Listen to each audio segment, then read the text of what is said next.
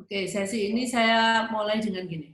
Mengapa kita harus mengajarkan kontak mata pada anak berkebutuhan khusus? Kalau untuk anak-anak yang tidak berkebutuhan khusus, kontak mata akan terjadi dengan begitu saja. Tanpa kita harus mengajar anak-anak untuk melakukan kontak mata seperti pada anak ABK. Nah, memang concern kita terhadap kontak mata itu sebenarnya sangat besar, tapi di sini mungkin saya memberikan awareness juga bahwa selain orang itu adalah kesopanan atau kelayakan yang sudah kita pahami bahwa kontak mata akan terjadi pada waktu-waktu tertentu dalam kita berkomunikasi. Seperti kalau kita memanggil anak ya harusnya melihat ke siapa yang memanggil kan. Kalau anaknya nggak melihat, nah itu kok aneh gitu ya. Kalau kita berbicara dengan seseorang, kontak mata pasti akan terjadi. Itu kalau nggak kontak mata nggak terjadi, kalau mungkin di orang dewasa kita menganggap itu ketidaksopanan. Ya, ketidaksopanan dan mungkin juga tidak menghargai orang yang diajak bicara. Selain daripada itu, untuk anak-anak ini yang lebih penting lagi bahwa kontak mata ini adalah dasar. Nanti untuk kita mengambil informasi dari secara visual ya. Karena banyak secara visual itu kita akan mendapatkan hal-hal yang berguna. Karena sedangkan anak-anak ini kalau melihatnya itu hanya dalam hitungan detik ya, di mana dia melihat tapi tidak mendapatkan informasinya. Maka dari itu kontak mata ini memang harus dilatih dari 1 detik, 2 detik, 5 detik sampai sepanjang kita targetnya. Dan juga kontak mata ini adalah dasar dari kalau kita mau, orang tua biasanya saya mau anak saya lebih fokus. Kalau fokus itu kita juga mengandalkan mata salah satunya, selain telinga. Kalau kita fokus tetapi kontak mata tidak ada ya nggak mungkin.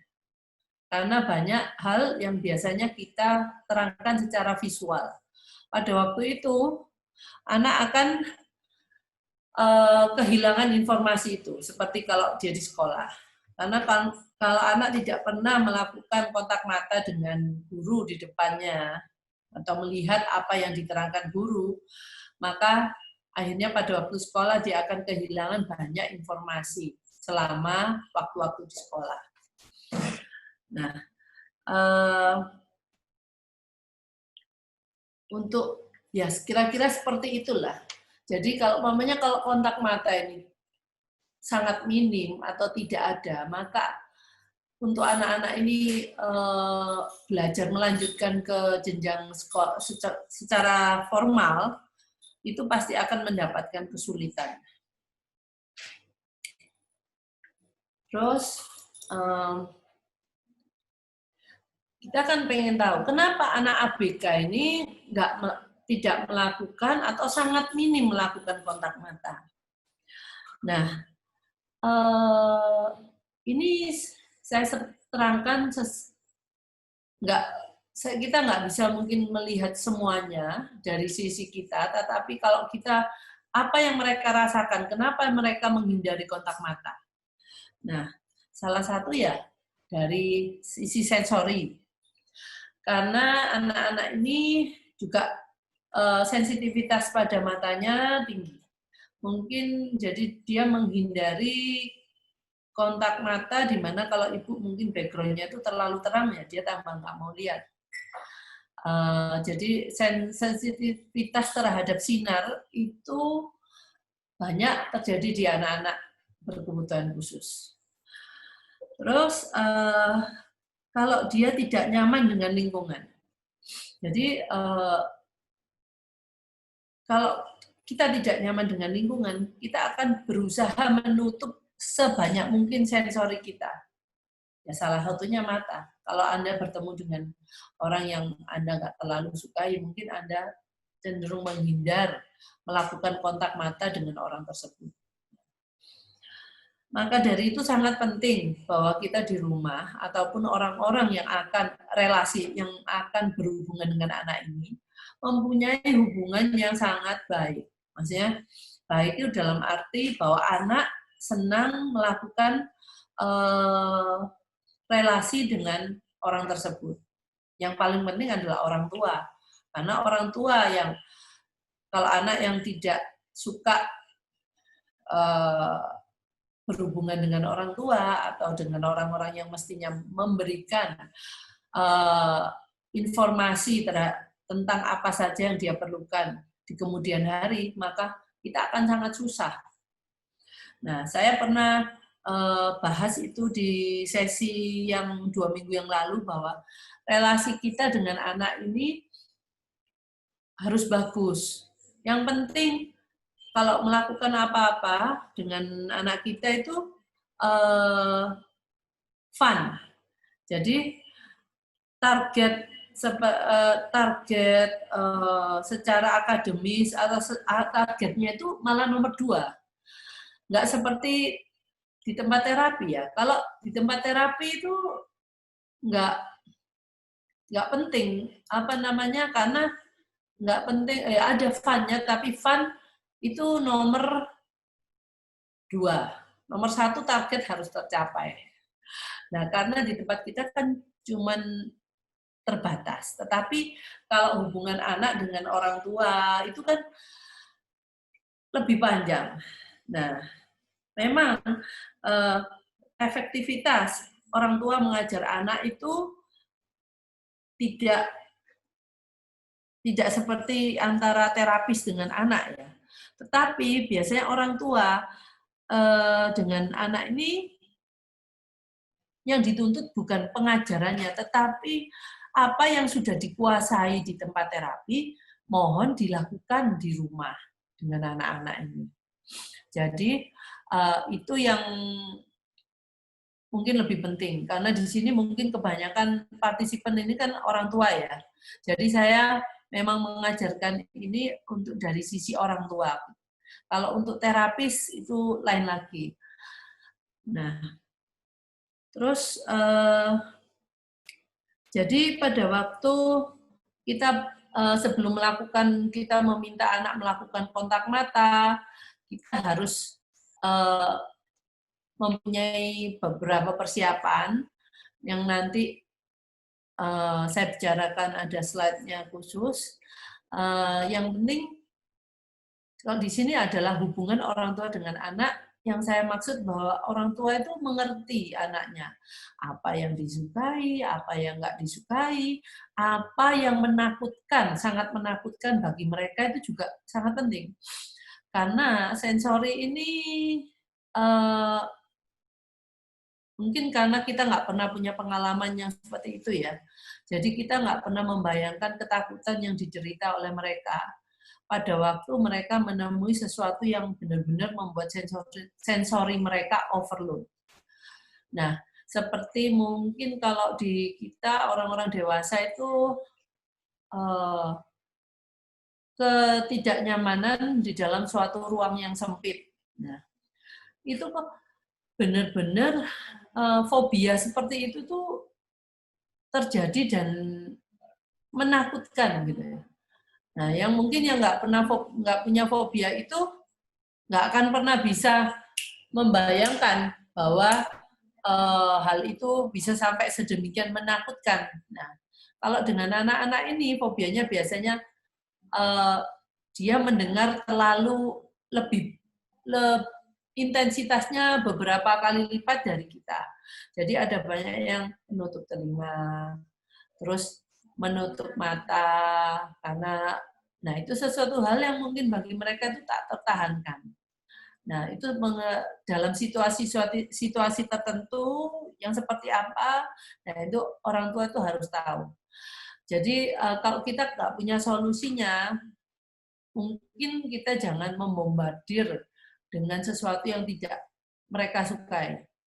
Kalau mereka tidak suka, kita boleh sedikit-sedikit dalam jangka waktu yang sangat singkat, tapi lakukan berkali-kali. Nah, berkali-kali dalam hari ini bukan sangat sering ya, tapi lakukanlah pengalaman atau situasi yang menakutkan itu dalam jangka waktu yang singkat, yang tidak menyebabkan anak menjadi traumatik. Jadi tiap anak nggak sama ukurannya. Yang kedua, jadi kalau saya mau ngomong kontak mata, sebenarnya nggak cuma kontak mata. Ini kontak mata itu kalau dalam suatu komunikasi, itu kita ada kontak mata. Mata kita juga mengikuti objek. Yang kalau objek itu berjalan, maka kita mengikuti objek tersebut dengan mata kita. Jadi ini adalah skill-skill yang diperlukan oleh anak kita pada waktu mereka berkomunikasi. Dan ini memang kita lakukan secara sebagai orang yang melakukan komunikasi dengan lawan bicara, pasti kita melakukan hal-hal ini. Yang ketiga adalah mengalihkan perhatian. Jadi kita tuh harus bisa mengalihkan perhatian dari satu objek ke objek lainnya. Nah, memang dengan anak-anak ini kadang-kadang susah. Kalau mereka sedang dreaming, nah, itu akan untuk membuat anak-anak ini kontak mata aja sulit, apalagi mengikuti objek. Apalagi kita minta dia mengalihkan perhatian dari satu objek ke objek yang lainnya. Terus yang keempat adalah berbagi perhatian. Berbagi perhatian ini sangat penting mungkin pada waktu kita belajar, termasuk belajar di sekolah, belajar di rumah, berbagi perhatian terhadap sesuatu di mana kita berdua sama-sama memperhatikan objek tersebut. Nah, jadi kalau kita ngomong kontak mata bukan cuman mengenai anak saya bisa melihat mata saya. Nah, itu baru permulaan. Tapi sebenarnya harusnya nanti berkembang menjadi keempat-empatnya ini bisa mereka kuasain, dan akhirnya mereka melakukan komunikasi yang sangat bagus, yang sangat wajar seperti yang kita lakukan.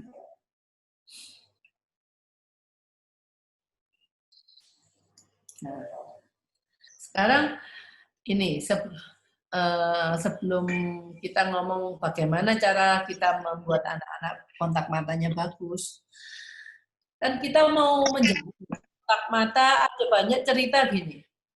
Anak saya sudah mau kontak mata, tetapi kontak matanya dulu mau, sekarang nggak mau. Nah, hal ini ada beberapa hal.